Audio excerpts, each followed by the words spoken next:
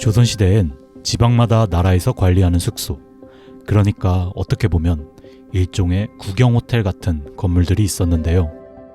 객사라고 불리던 이 시설물은 중앙관리들이나 외국 사신들이 해당 지역에 방문 시 머물면서 휴식을 취할 수 있는 공간이었죠. 그렇다 보니 전국에 아직까지 남아있는 객사 시설들이 있는데, 오늘 살펴볼 부여군의 부여객사 또한 이러한 건축물입니다. 그런데 이 부여객사는 조금 특이한데요. 무엇이 특이한가 하니 바로 객사 건물의 기단부를 무려 백제시대 건물의 석재로 쌓았다는 것입니다. 부여객사가 위치한 부여군은 삼국시대 당시 사비라는 이름으로 불렸는데, 한성과 웅진을 이어 백제의 세 번째 수도였던 곳으로 지금까지도 많은 백제 유적들이 남아 있습니다. 뭔가 느낌이 오죠? 자세한 사정을 살피기 위해 지난 공주시 답사에 이어 이번엔 부여군으로 향해 봅니다.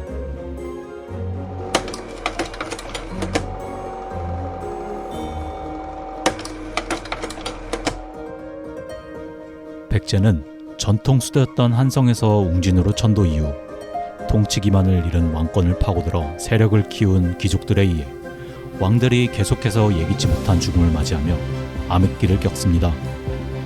그러다 501년, 우리에겐 무령왕릉으로 유명한 무령왕의 즉위 이후 백제는 다시 중흥기를 맞이하게 되고, 그 뒤를 이어 왕이 된 성왕은 아버지 무령왕이 다시 일으킨 백제가 수도로 있기엔 급하게 천도했던 웅진이 너무 좁다고 생각했죠.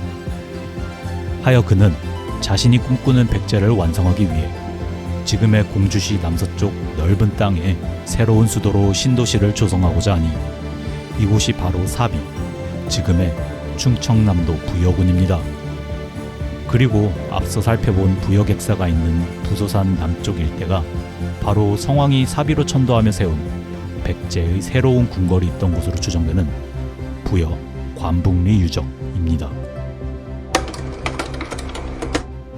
배경을 잘 알았으니 관북리 유적의 부여객사로 돌아와 기단부를 가까이서 자세히 살펴보면 백제의 흔적을 살펴볼 수 있는데, 이러한 기단부의 석재들이 어디서부터 온 건지 대충 그림이 그려지네요. 한편 부여객사의 동쪽에는 부여동원이라는 건물이 있는데요.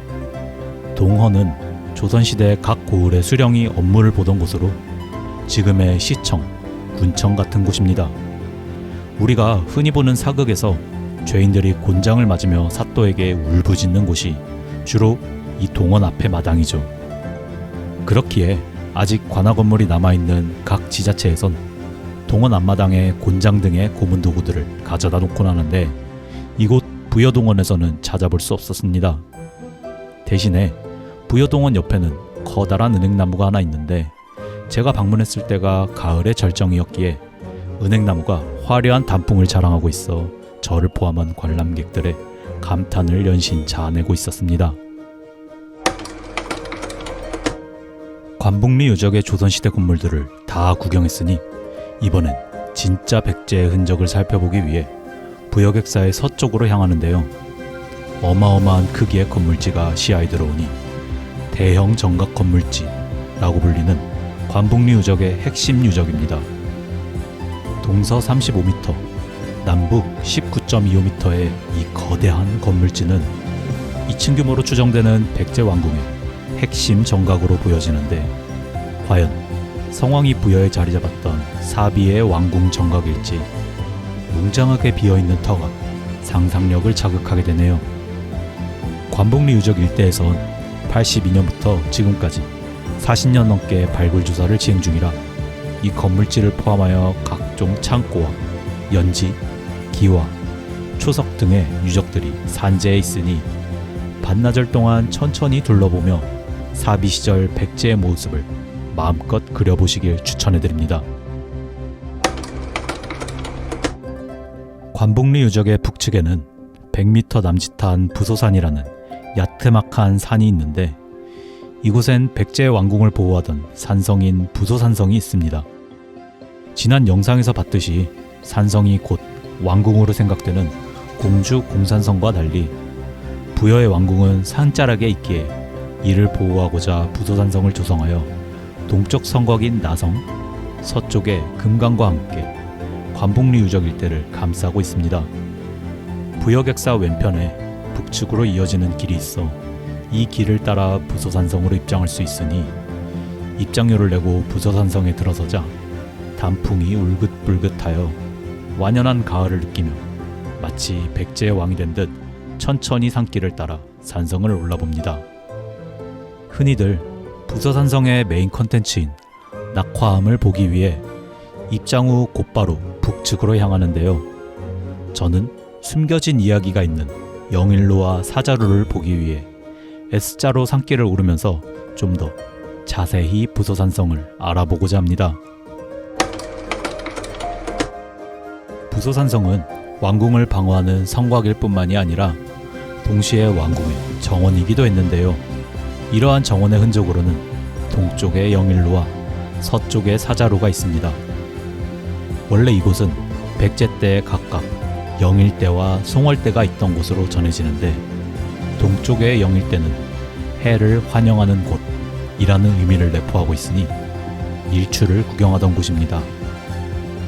지금의 한옥 민박들이 모여있는 부소산성 오른편에 과거 월암지라는 연못이 있어 이곳 영일대에서 월암지와 저 멀리 계룡산 위로 뜨는 해를 바라봤다고 하죠.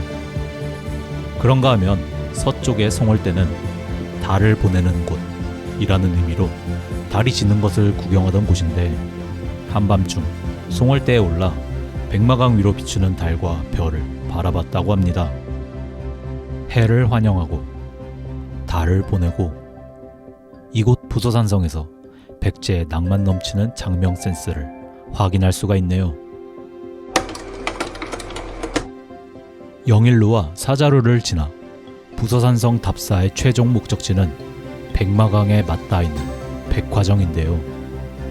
백마강의 모습이 수려하게 펼쳐지는 이곳은 백제 멸망 후 의자왕의 삼천궁녀가 몸을 던졌다는 그 유명한 낙화암이 있는 곳입니다.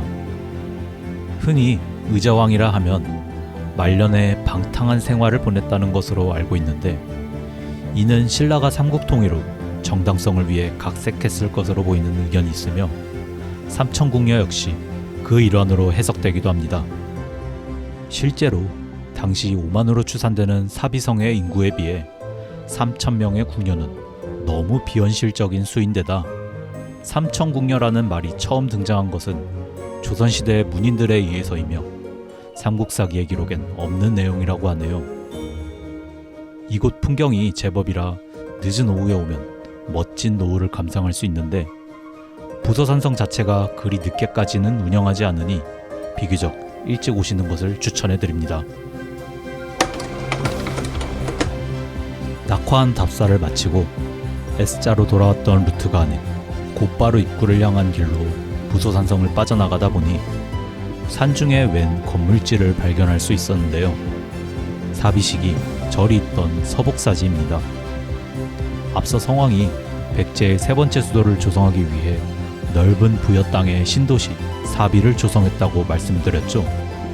신도시인 사비에는 수많은 절이 세워졌다고 하는데요. 당나라 역사서인 주서엔 사비식이 백제의 모습에 대해 사탑심다, 즉 절과 탑이 매우 많다 라고 소개하고 있습니다.